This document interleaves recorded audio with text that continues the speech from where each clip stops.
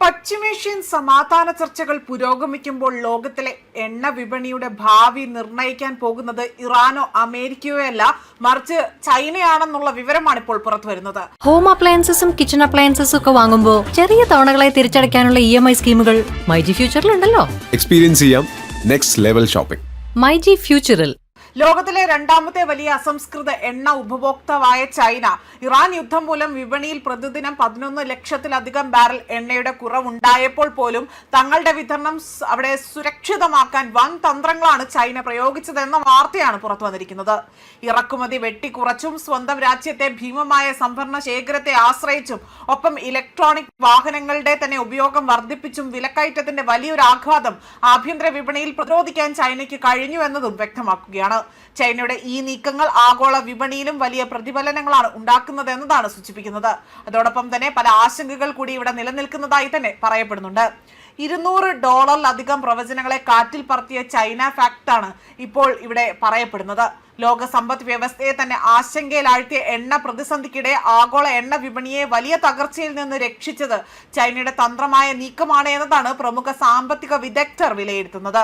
3 മാസത്തിലേറെ തന്നെ നീണ്ടുനിന്ന പശ്ചിമേഷ്യൻ സംഘർഷത്തെ തുടർന്നുകൊണ്ട് ആഗോള എണ്ണ വിതരണത്തിൽ 1 ബില്യൺ ബാരലധികം കുറവ് വന്നിട്ട് പോലും എണ്ണവില ബാരലിന് $200 വരെ എത്തും അല്ലെങ്കിൽ ഉയരുമെന്ന പ്രവചനമായിരുന്നു ഇവിടെ വ്യക്തമാക്കിയത്. ഇത് യാഥാർത്ഥ്യമല്ല എന്നും വ്യക്തമാക്കുന്നുണ്ട്. പകരം വിലയാകട്ടെ നിയന്ത്രിതമായി തന്നെ നിലനിർത്താൻ കാരണമായത് ലോകത്തിലെ രണ്ടാമത്തെ വലിയ എണ്ണ ഉപഭോക്താവായ ചൈനയുടെ ഇടപെടലുകളാണ് എന്നതാണ് റിപ്പോർട്ടുകൾ സൂചിപ്പിക്കുന്നത്.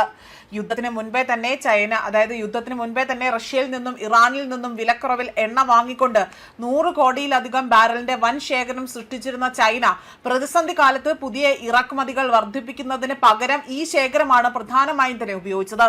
അതോടൊപ്പം തന്നെ പ്രതിദിനം ഏകദേശം 30 ലക്ഷം ബാരൽ എണ്ണയുടെ ഇറക്കുമതി കുറയ്ക്കുകയും ഡീസൽ, ഗ്യാസോലിൻ എന്നിവയുടെ കയറ്റുമതിക്ക് നിയന്ത്രണം ഏർപ്പെടുത്തുകയും ചെയ്തിരുന്നു.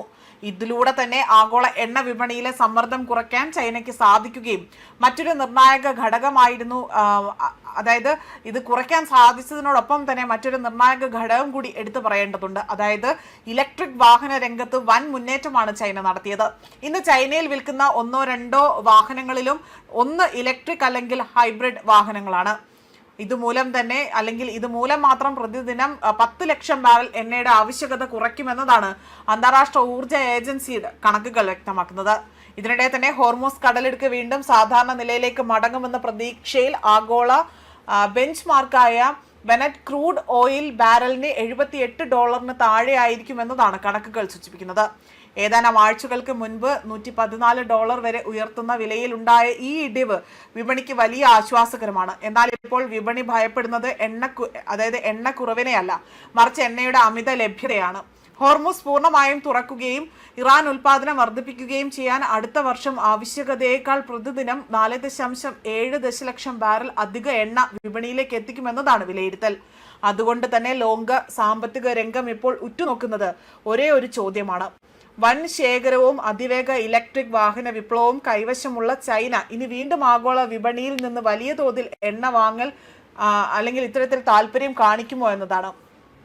ആ തീരുമാനമായിരിക്കും വരും ദിവസങ്ങളിലെ എണ്ണ വിലയെയും ആഗോള സമ്പദ് വ്യവസ്ഥയും നിർണ്ണയിക്കുന്ന ഏറ്റവും വലിയൊരു ഘടകമായി തന്നെ മാറുന്നത് എന്ന വിലയിരുത്തലാണ് ഇവിടെ വിദഗ്ധരടക്കം നൽകിയിരിക്കുന്നത്.